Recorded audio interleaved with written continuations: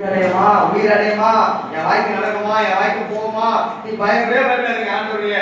அந்த வார்த்தை ஒவ்வொன்றுக்கும் ஒரு காரணம் சொல்லுது. அது ஒவ்வொன்றையும் நிறுத்தி நிறுத்தி வாசித்து பாருங்க.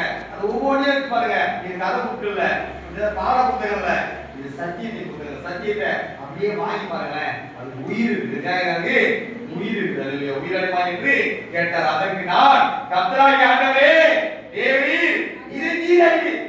யார் இது? இதை நீர் அறிவி. எனக்கு தெரியாது, நான் மனுஷன், ஆனா நீ பாத்துக்கிற. இல்லையா? புரியுதா? நான் சொல்றது உங்களுக்கு புரியுதா? சொல்லுங்க, அப்பதான் உற்சாகமா இருக்காங்க. இல்லையா? முடியோ வாங்கிக்கலாம், சத்தங்கள் எதிர்பார்க்க தவிர வாங்கிக்கலாம்.